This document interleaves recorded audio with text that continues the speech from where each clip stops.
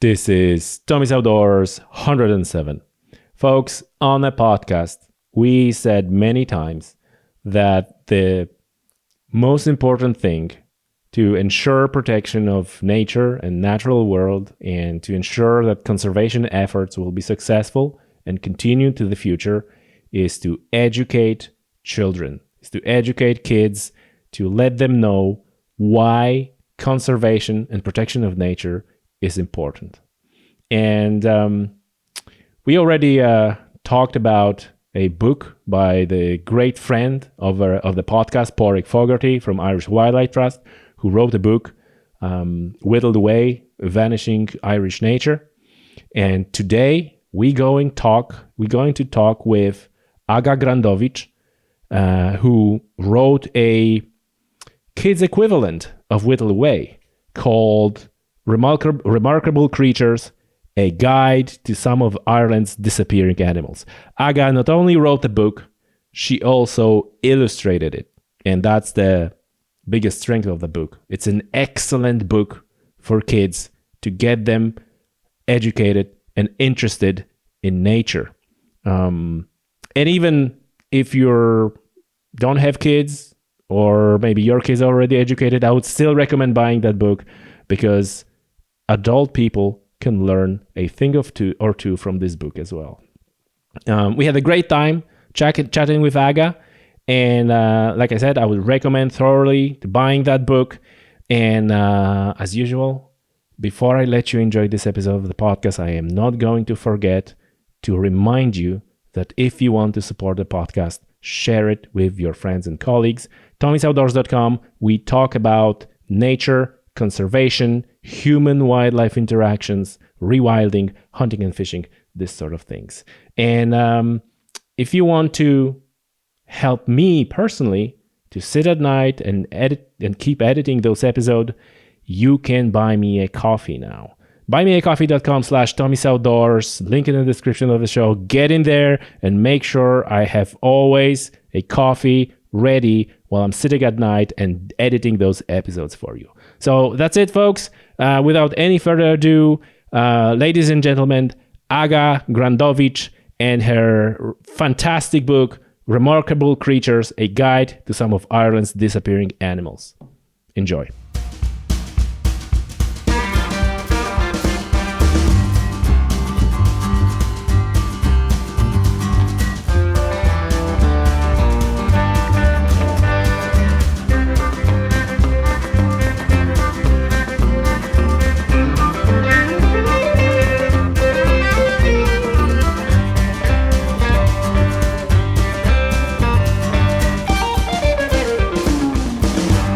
Aga, welcome to the show. Welcome to Tommy's Outdoors. Hello, Tommy. How are you? Very good. Good to see you. Good to see you. Good to speak to you on the podcast. Thanks. Likewise. Thank you for inviting me. Very good. Very good. Listen, we're here. This is like a little bit of a untypical episode. We're gonna talk about book, and we had a lot of episodes about books, but this is like a children's book. And, podcast is all about education, and this is about the education, and especially important in a young age. So I am delighted to have this opportunity to talk to you.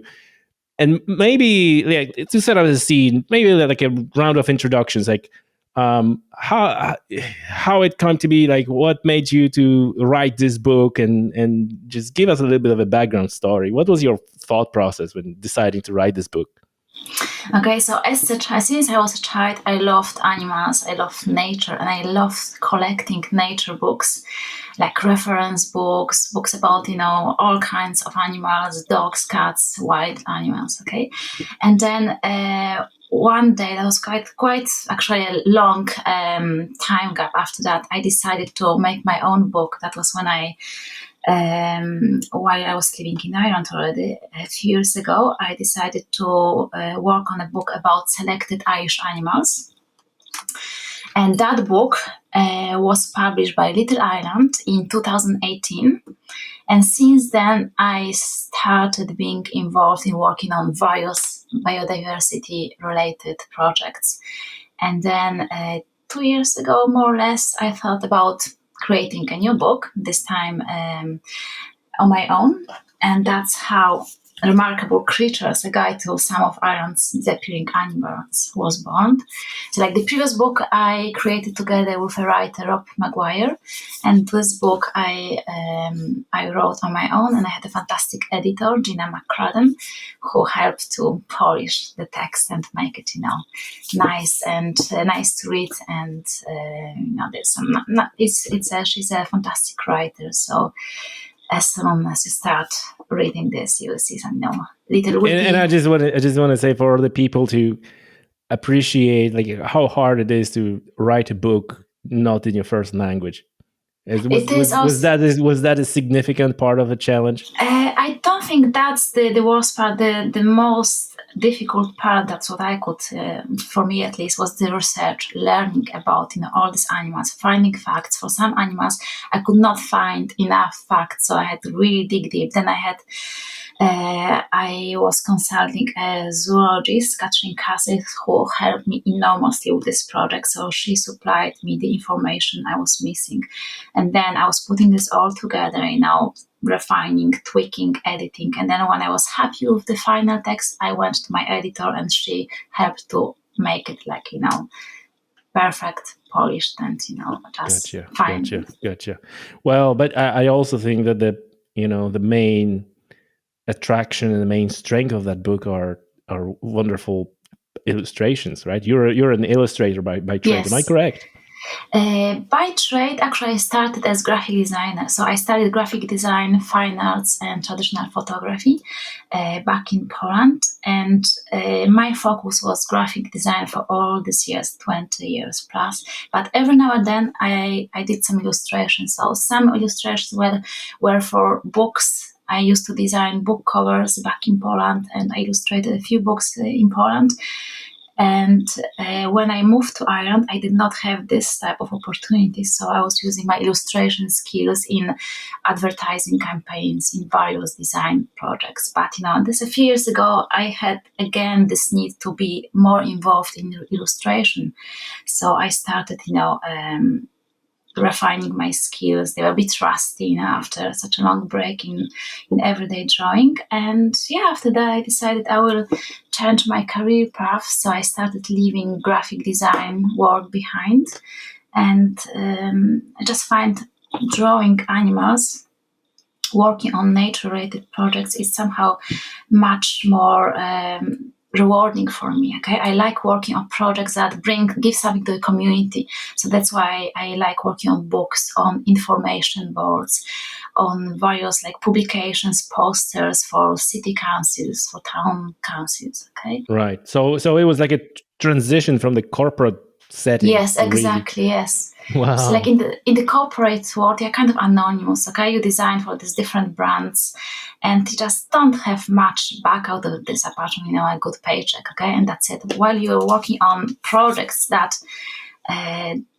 can benefit loads of people, especially I like working for children, so like books for children, and this brings so much joy, and I find it so rewarding, so pleasant, and in the process you meet so many amazing people that really appreciate your work, spread the word, and order your prints and copies of the book. So I find that's fantastic. Yeah. So was your aim right from the get-go, like you said, you like working and doing stuff for children, but was there part of your motivation to plant that seed in the next generation of people, plant that seed about the need of protecting nature and about all those animals that are disappearing? Because I'm finding this incredibly important, because I always say we have all these problems that we all know about, you're right, biodiversity loss, climate change, all these things, and we should focus on some short-term actions, but really to address these problems, the long game is what matters, and the long game is education and making sure that people who are this book is rated 10 to 15 years old, that these are exactly people who should know about what's up, what's going on. right? Yes, that's totally correct. Like you have to start this education at the very young age, and I find Ireland actually is very good at this. There's so many initiatives like run by school and libraries. Libraries are brilliant,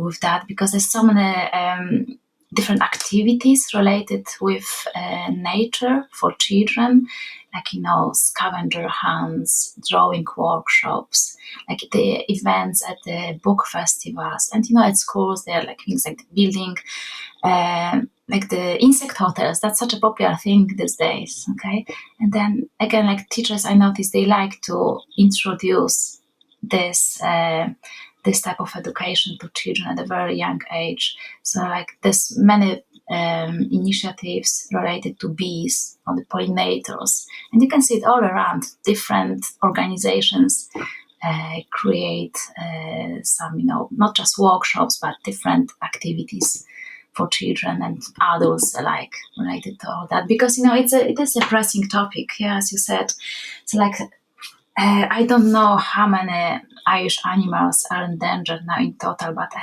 think it was around a few hundred. Okay, we are talking about not just the ones we can they are big enough to be spotted, but tiny little insects. That's what is hiding underneath the plants. It's many of them are disappearing. So it's very important to raise the awareness. Like for example, an animal from which I have featured in the book, the eel, European eel, even though it's critically endangered, not only in Ireland, it's still allowed to be fished. Oh, really? I thought there was a ban on fishing an eel in Ireland, at least. And now, last time when I was checking, it was still allowed. And same with the basking sharks. There is now initiative. I heard about that on Irish Wildlife Trust website. Also, they were getting ready a petition, to make the it protected. government, to make it protected. Yeah, I have a mixed feelings about that. It's kind of like I feel like it's a token move for the basking shark. I'm all for protection, right? It's not like, but I think I haven't heard about any, cases of problems with them being harassed or anything like that. So I think it's like maybe it's a low hanging fruit and kind of having wind under their belt. But yeah, I don't know. Let's go back. Let's go back to the eels. It's interesting what you said about the eels. Um, I was pretty sure that they were banned on fishing for a significant period of time. Maybe it was lifted. Maybe, I remember we were going to the lake in County Cork when we pike fish, and there was an opportunity to fish for eel. And even when we sometimes fish for pike, and we kind of suspend the bait in the water column, and sometimes you see that bait being chewed on by eels.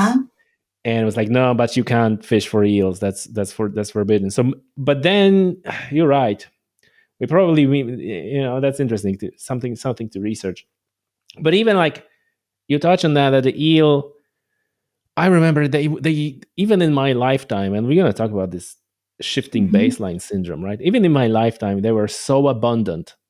I remember like back in Poland when I was a kid, my parents bought like a bucket of eels, like a huge bucket, 15, 20 liters bucket full of live eels. And then we had to deal with them and then smoke them and do all that stuff. And it was like, yeah, they're eels. And then, number of years, well, actually a lot of years forward, but then it's like, yeah, it's endangered fish. It's terrible. And also, like, if you ever are in a river and you see the eels and you have a dog with you that would like to play with that, catch it, some dogs like would like that. So you just have to remember they are poisonous, so their blood is poisonous. So if a dog bites uncooked eel, it might be really, really dangerous for the animal. Okay, so I didn't know that. Like even a tiny amount of eel blood is enough to kill a person. Really? Yes. So only well cooked eel should be consumed. I didn't know that. I knew that you're when you're gutting eel, then you have like this like a blood spine or whatever you call it, and you need to remove that. But I never knew it's poisonous. Yes, you have to wash your hands well.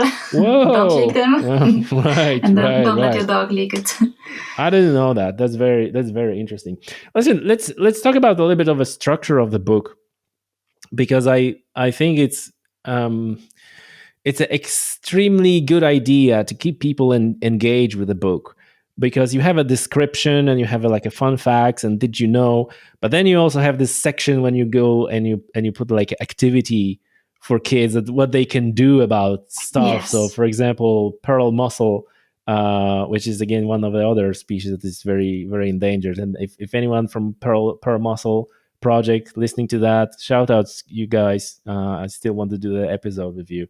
Send them an email, and it was totally ignored. So if you're listening to that, folks, you can make up for that and give me a shout. I would love to do the podcast about the pearl mussel project.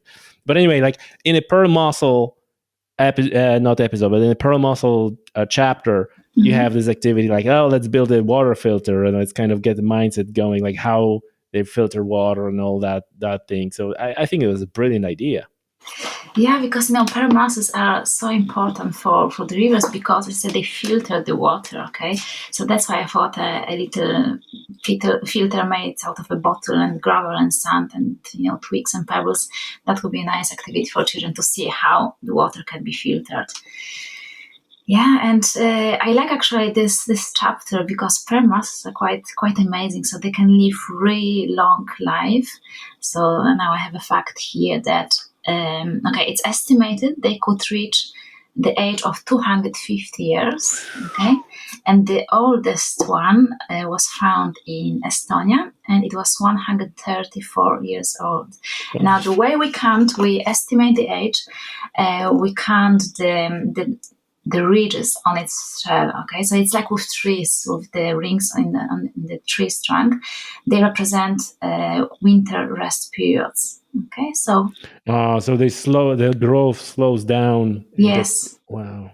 yeah. So then the estimating, counting the age can be quite accurate because Do of you know that. how the situation looks like at the moment with pearl mussel? Is it all in a decline, or is it like any So it's light in the critically tunnel? endangered. That's what I know, and because okay, let's see what we have here. So population of European freshwater pearl mussels have dropped by a devastating 90% in the last 100 years. Today, 27 populations are protected in special areas of conservation in the Republic of Ireland, and only 3 substantial populations exist in Northern Ireland. Okay, so it's quite grim, not a great not Yeah, I great think that stats. the water courses in general are not in a good shape in Ireland, and all over Yes. the Europe or the world. It's all related to farming, to the waste coming from farms and from Yeah, I think they need to do these buffer zones. If yeah. there is a water course and there's a Hmm. field, there needs to be like a buffer zone between the Yes. field and so the I don't know, discharge, for the want of the better word, from the field Hmm. doesn't get into the water, or Yes, get it gets filtered and stopped. Yeah. mhm. Yeah, so that's a pearl mussel. Hmm. What I noticed as well, there's a lot of you put a lot of energy and significant portion of the book are these unglamorous like insects. There's Yes. the bees and beetles and all these little things that are Hmm. usually right. We never see those memes on social media like, oh, big Yeah. charismatic megafauna, everybody wants to protect them, but the Hmm. little folks, the little fellows who just creepy crawlies under the bushes, like nobody's like, there are bugs, but they're super important. Of course, they never get enough attention. Yes. So I have just one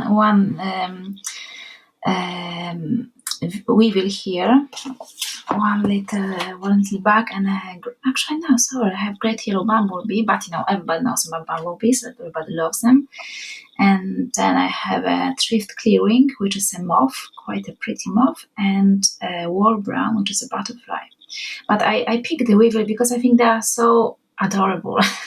The shape, the snout they have, they're just so Yes. cute. I have actually one here. I know where it's from some tropical country. This one is quite large. Oh, wow. Okay, that's a specimen I have in a box. It's called banded weevil. It's Oh.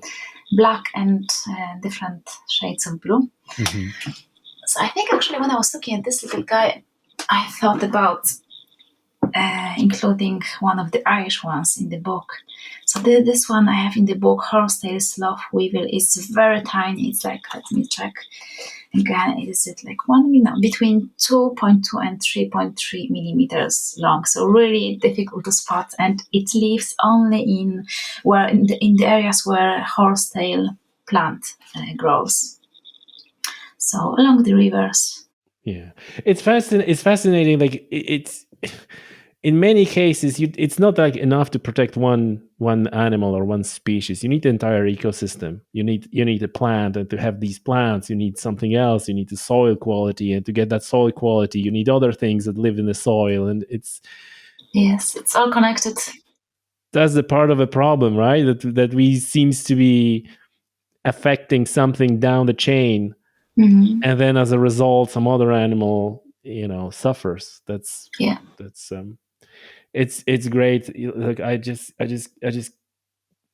can't praise you enough to do that. You were doing that. Like, what was your thought process? Like, how did you come up with the idea of including those activities in each chapter? Just to make it children friendly, okay, and to keep them entertained, so they just don't read and learn, but I can also do something, and that I did it hoping that will make them remember these animals better. Okay, remember their function in the ecosystem, their role, what they do, and how important they are. Yeah. It's and like we were saying before we started recording that, folks, even it's a children's book, like I know a lot of 30 something and 40 somethings who would benefit from that book, actually read it. And that's shifting baseline syndrome. It's terrible. We talked about this on the podcast many times, but we kind of tend to assume what's normal without, and it's kind of like removed from our consciousness how it used to be, because we never I think Mary Caldwell, who I talked to on 101, was talking in her book about the extinction of experience. I love that phrase, because it's like you cannot care and you cannot protect something that you don't even, it's not even in your brain that it was there. It's supposed to be there. It's supposed to be like that. Yes, I agree with that. Do you find Irish, like obviously you similar to myself, you came from Poland. Actually, we never said about that, but because we're from the same country. You're also from Yes, Poland. I kind of assumed that's a known fact. Yes, we are Polish. Exactly. You are actually second Polish person on a podcast. Does it feel weird talking in English to a Polish person? Actually, it feels easier after so many years in Ireland. I know even my accent is still Polish. I'm terrible with accents. I cannot hear the difference. That's why I cannot really change it.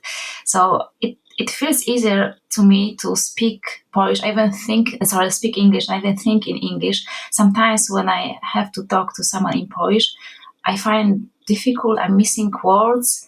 And then our conversation is quite fun. It's very patchy, a bit of Polish words, a bit of English words.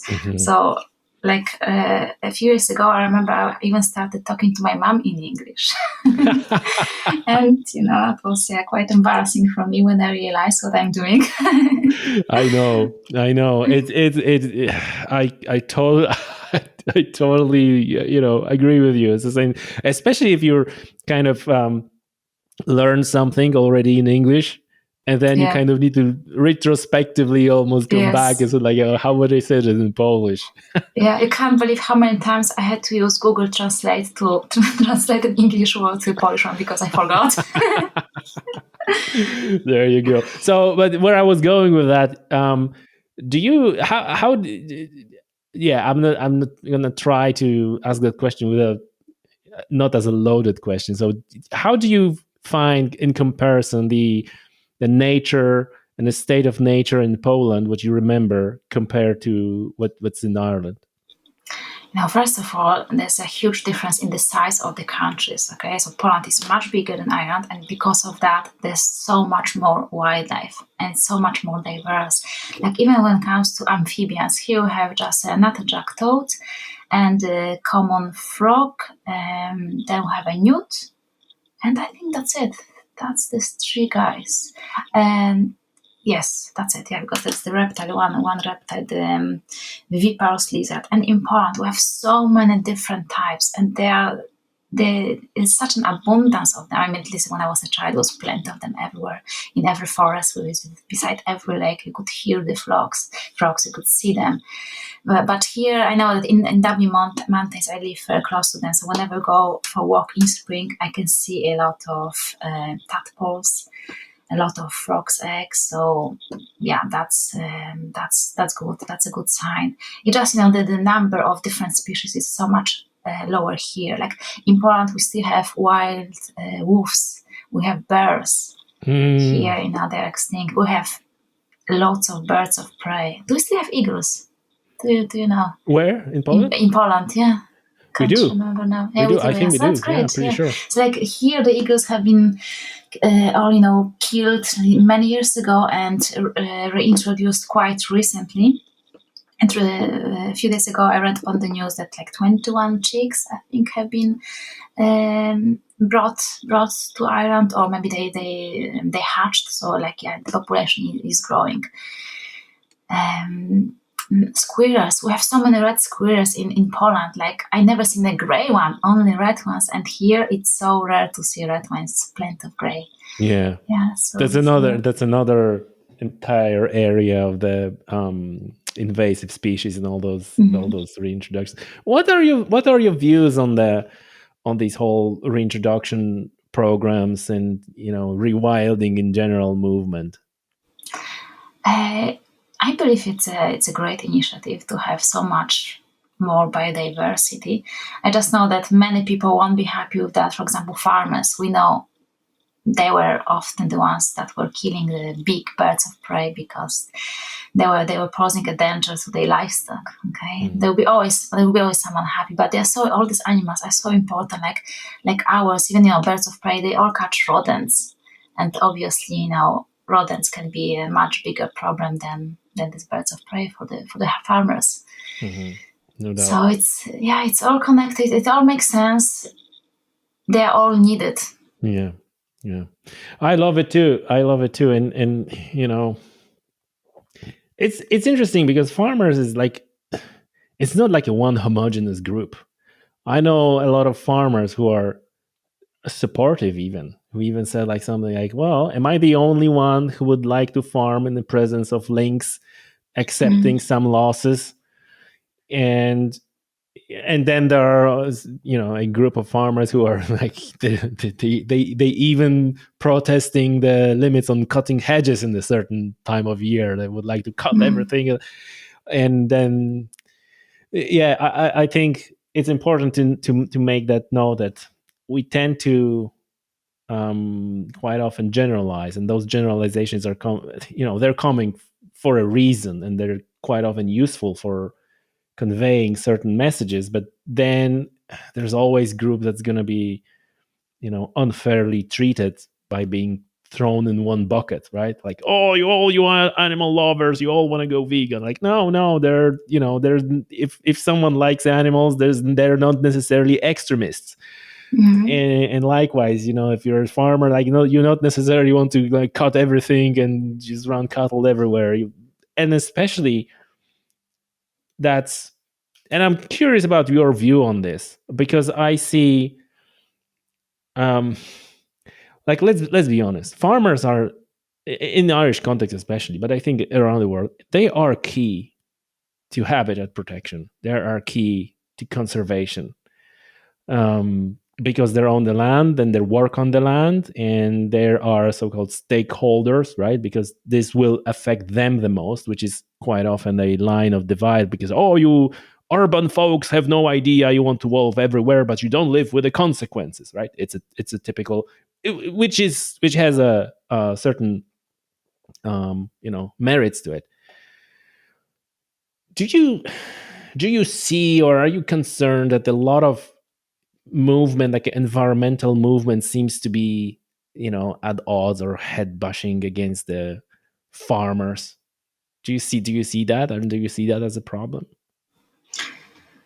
There will be always some conflicts. Like regardless what we do, there will be always an unhappy party, in this. But I believe we should respect each creature.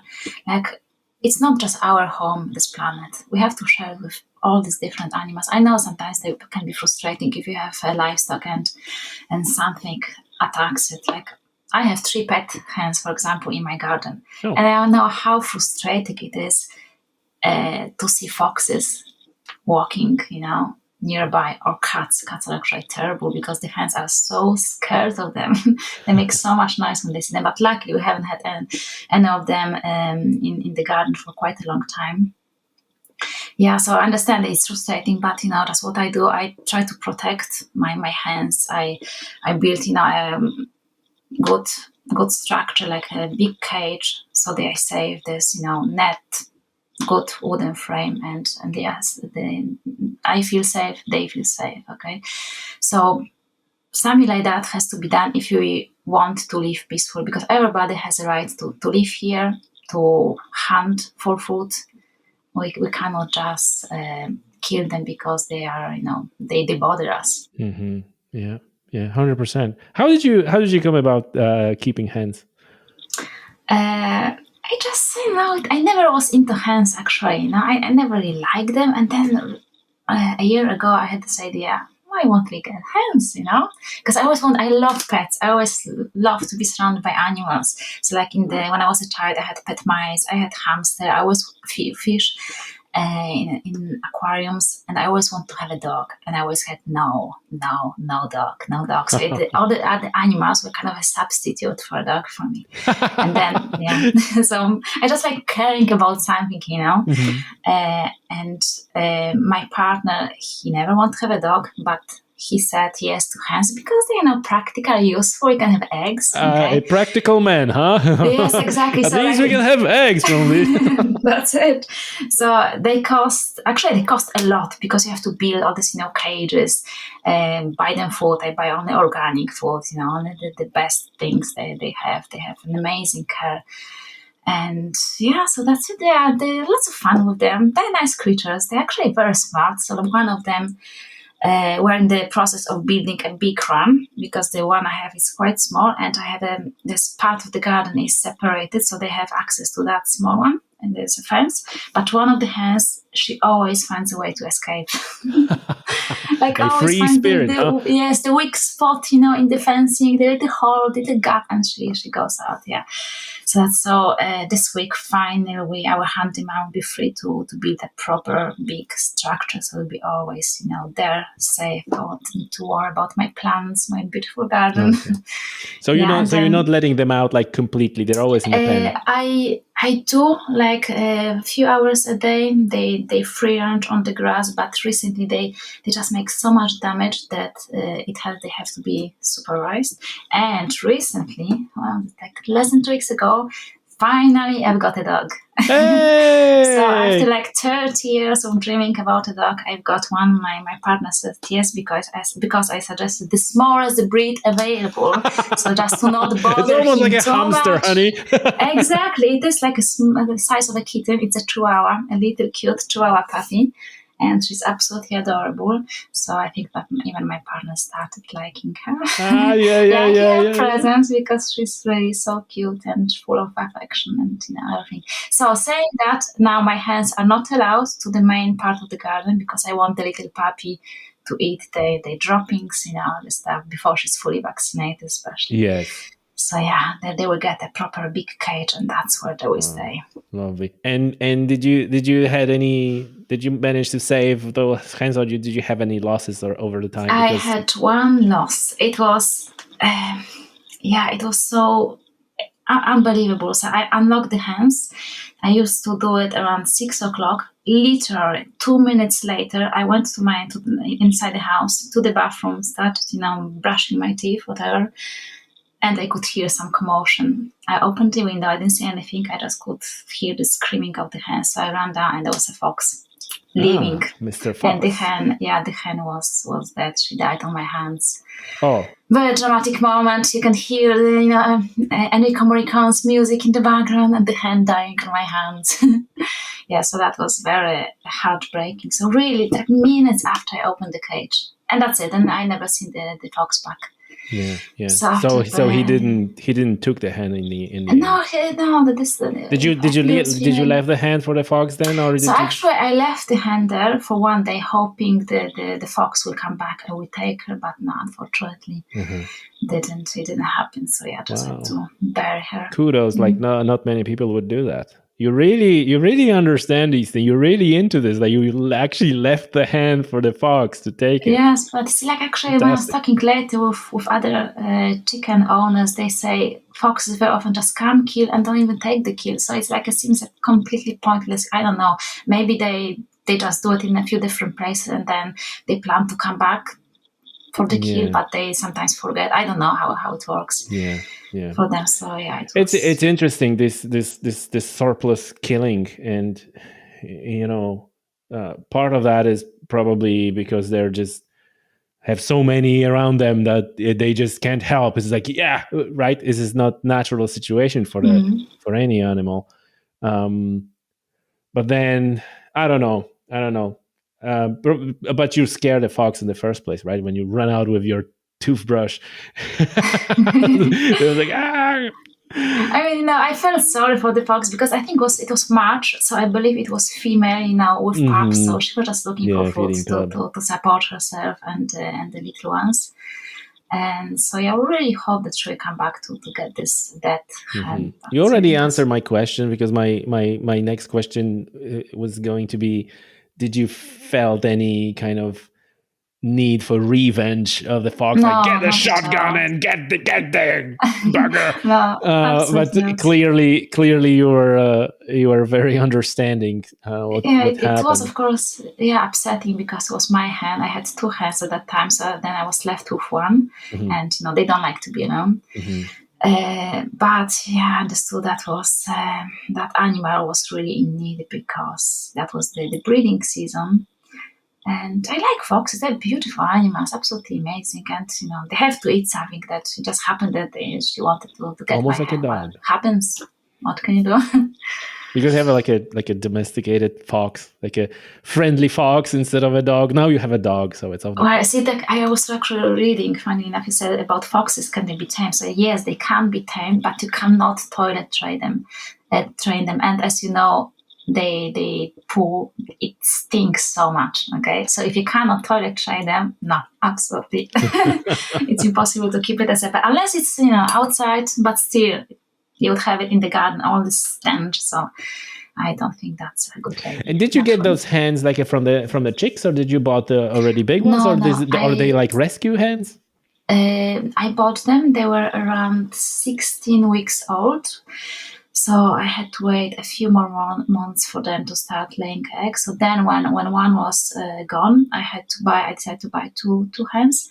And then again, I had to wait this few more months until they started laying eggs. But it's a good thing about buying young ones, because you can tame them. They get used to you very quickly.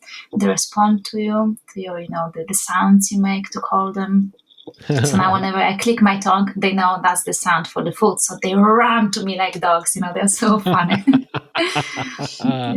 Yes. Oh man, this is fantastic. Listen, let's go back to the book for a second, and I want to talk about all the ocean creatures, because obviously Ireland is an island, and we have so much, at least should have so much diversity when it comes to what was your like a one animal from the sea creatures that from the book that kind of stuck in your mind the most? Okay, because I'm a dog person, I like the spiny dogfish. Lovely. So they have they have a number of different names, so including spur dog, pike dogfish, spiky dog. Spur dog. Yeah, I like, coming from angling background, all the anglers will say spur dog. It's just a spur dog. A Yeah. spiny dogfish is kind of like almost treated as a scientific name. Same with Uh-huh.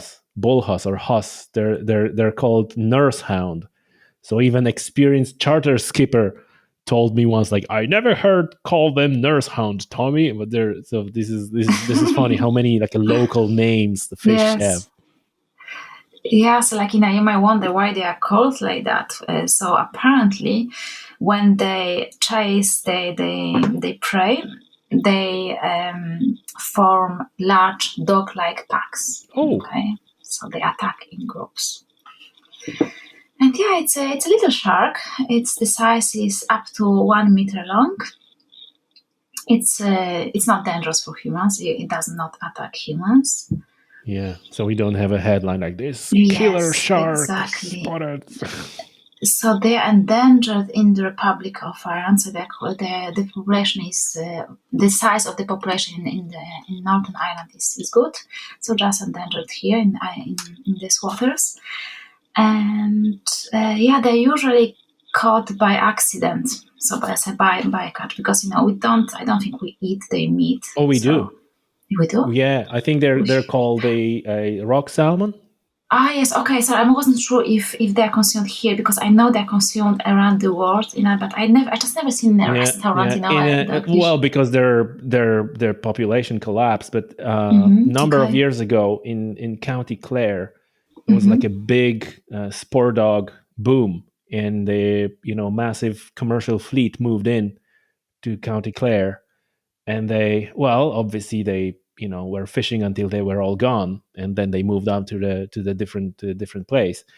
But then at the time there was like a many hundreds of thousands dollars or euros or pounds at the time made of the spore dogs or spiny dogfish. And this is actually something I want to talk about, and just what I said, that there was a moment when they were significant commercial species, and they were just wiped out in a matter of years, and then the fleets move on somewhere else. But yeah, like rock salmon, when you were ordering fish and chips, rock salmon, that was a sport dog. Okay. Wow. Good to know. See, I don't eat fish and chips. I don't like that, so maybe that's why I You never. don't like fish, or you just don't like fish And and chips? fish and chips, I don't like the way the fish is cooked, all covered in this thick layer of butter. I just hate it. I like when it's not buttered, with no breadcrumbs. Mhm.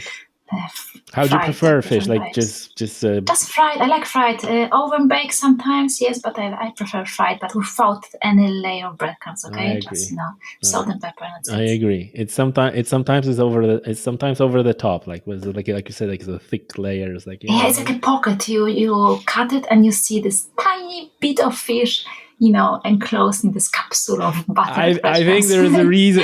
I think there is a a reason for that. You don't need that much fish to do like a big dish. Like, oh, look at this Yes, massive that's fish and it. chips. And there's like you have it like a tiny little piece of fish inside. Yeah. That might be piece of that in that. Yeah.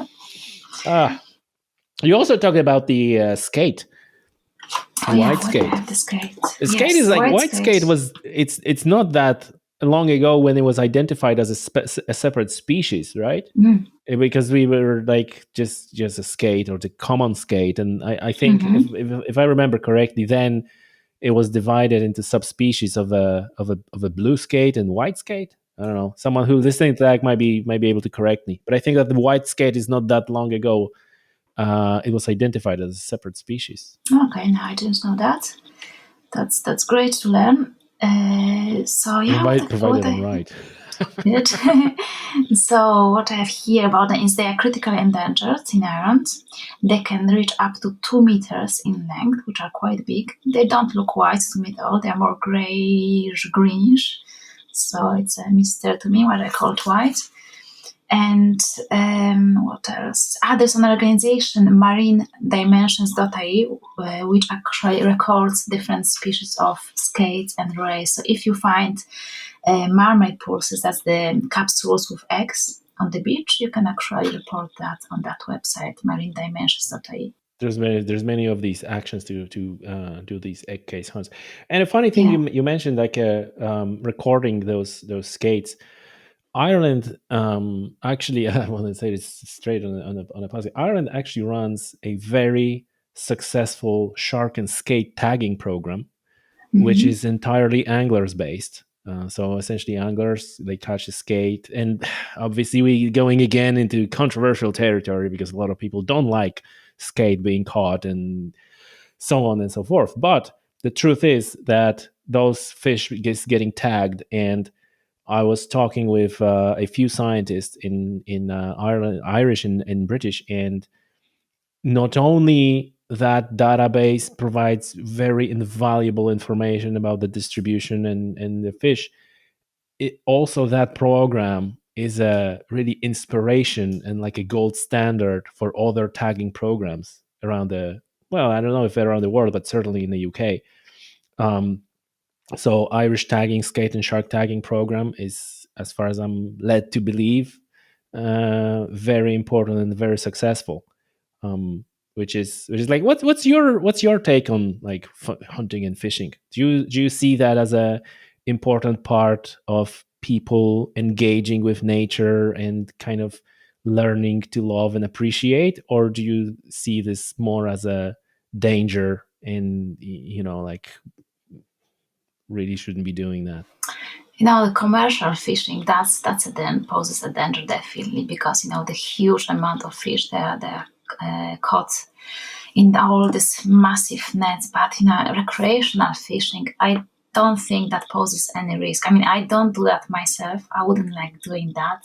It just something against my nature. I wouldn't like to harm them. Even though I eat fish, I just wouldn't like to catch them, seeing the hooks in their mouth. It just no puts me off. But yeah, if you just fish recreationally once in a while, I don't think that poses any risk unless you catch endangered species. Then of course you should always put them back Hmm.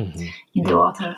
yeah, and adhere to the handling practices, because there's also, especially when we talk about, it's actually a good moment talking about the sharks and skates. There need to be handled properly to ensure survival after release. Hmm.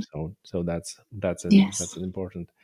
Like overall, Aga, how are you feel?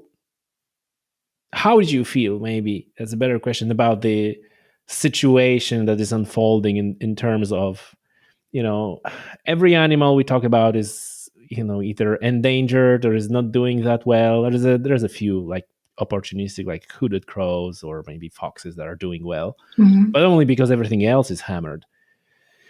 And so, are you overall are you optimistic and you think that we're on a kind of that the tide starts to turn, or you sometimes just have a feeling of hopelessness and frustration when you look at the It's nature?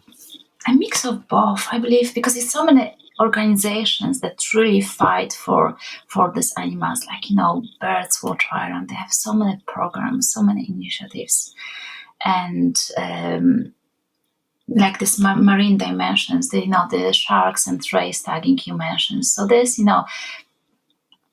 half part of the society is fighting for them, parts like farmers or where they will be fighting against having them around. But I think it's getting better. Like our Island Pollinators plan, for example, launched a number of years ago by the Biodiversity Data Center. So they are doing so well. They produce so many materials, education materials for both children and adults. And you can see a lot of publications, like in newspapers, magazines, they own publications as well. So it's quite a nationwide movement to protect the species. And I think, yeah, Ireland is. I think that's my feeling, at least. From what I see, that we're on the right track here. Hmm.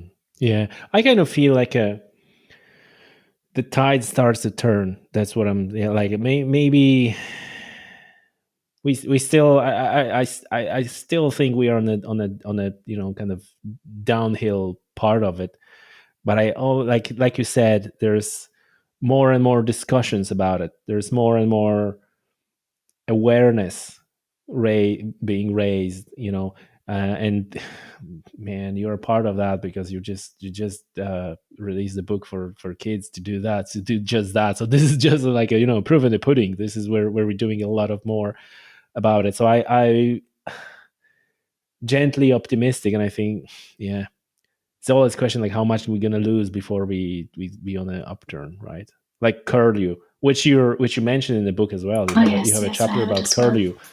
Yes, that's the My iconic. unpopular opinion.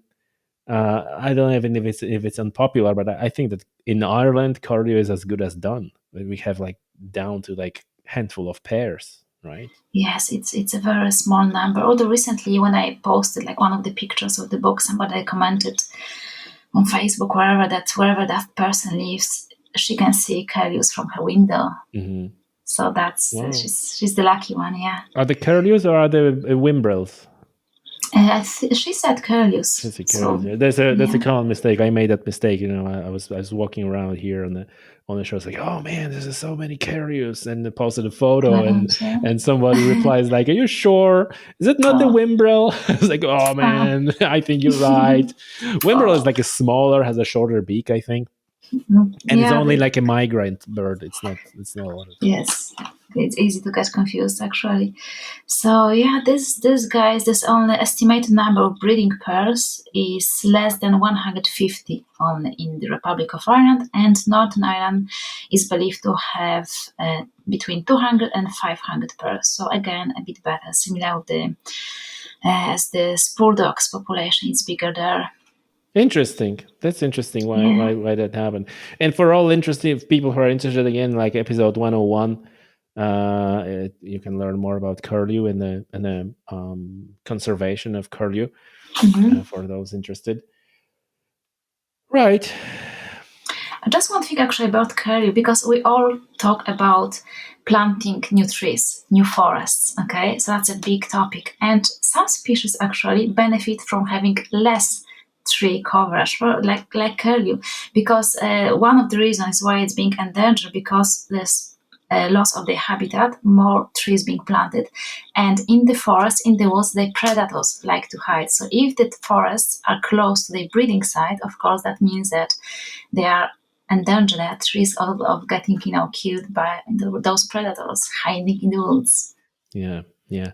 Yeah. And actually, Mary wrote that book, Beak, Tooth, and Claw.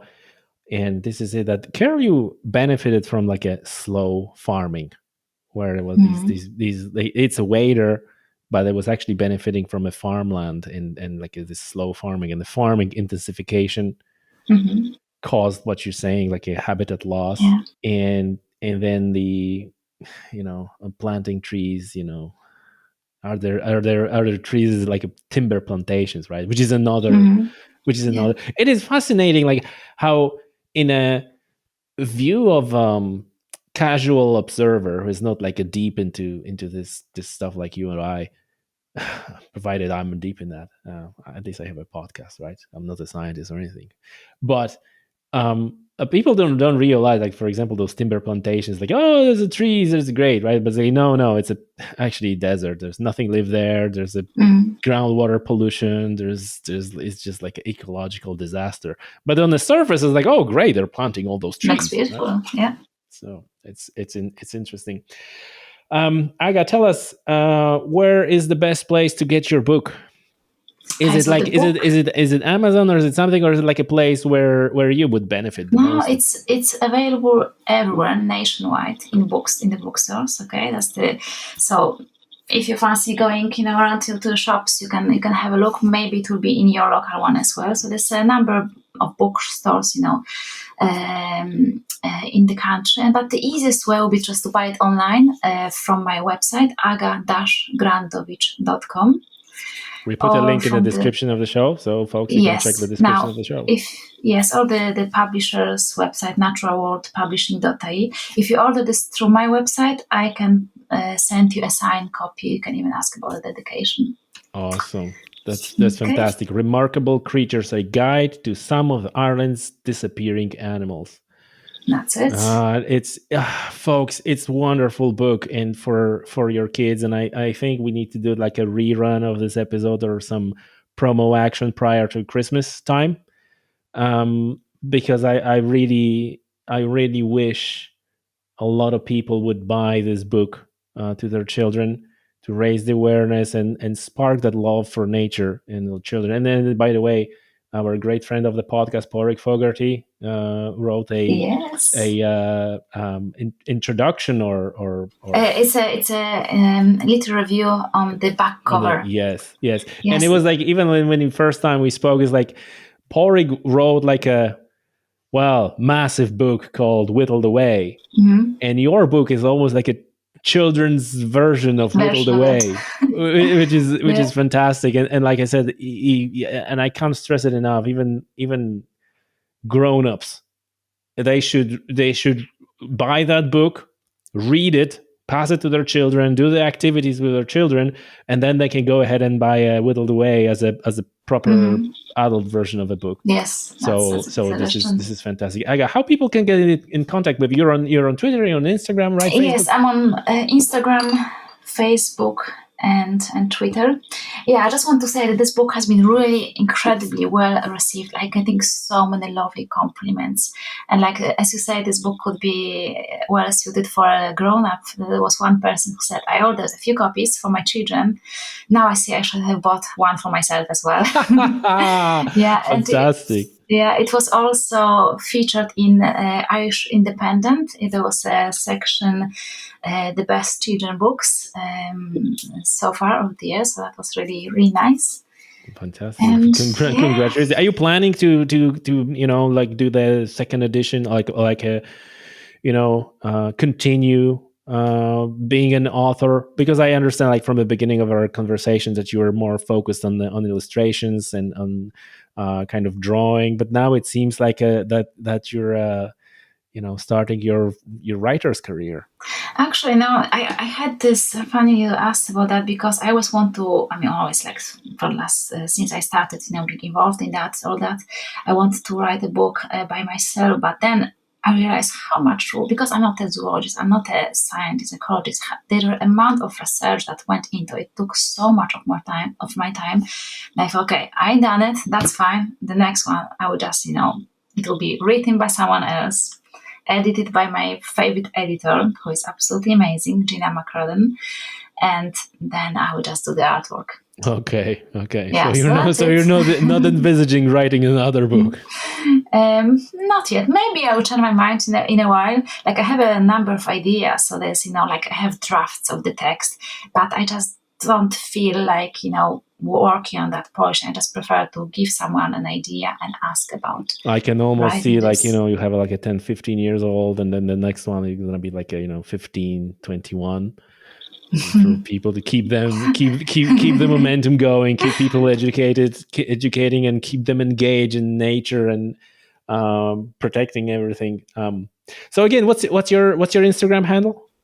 It's Aga Grandowicz together. Okay, I believe that Twitter. Now, finally, I forgot. Twitter is the same. Anyway, when you Google, which one is the best one? Which one is the best one? Is it Facebook? It's Instagram. I don't really like Facebook. It's too chaotic for me. I'm always ready to give up on my Facebook too. I was like, they changed the way the pages work, and so now you have to switch between profiles when you want to see the notifications, and I just can't deal with that, and all the mess, all the ads and everything. No, so Instagram is my thing. Twitter, not so much. I'm not there too often, but yeah, I still use that. So the best thing, Aga Grandowicz on Instagram is the best way to reach out to you. Mm-hmm. And the book is available. Best way to buy the book, folks, on your website, agagrandowicz.com, is it? Yes, aga-grandowicz.com. aga-grandowicz.com. I'm going to put that in the description down below. Mm-hmm. And do you want to leave us with any words of wisdom?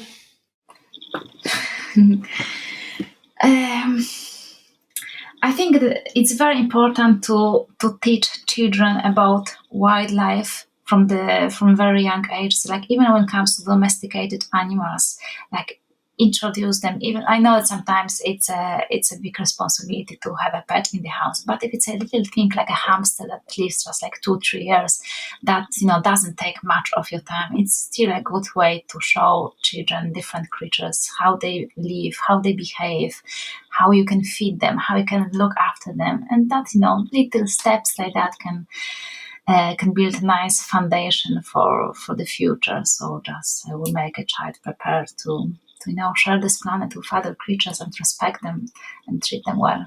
Absolutely. Absolutely, Aga. Preach, sister. Thank you very much for that. Appreciate your time. Thank you, Tommy. Thanks so much.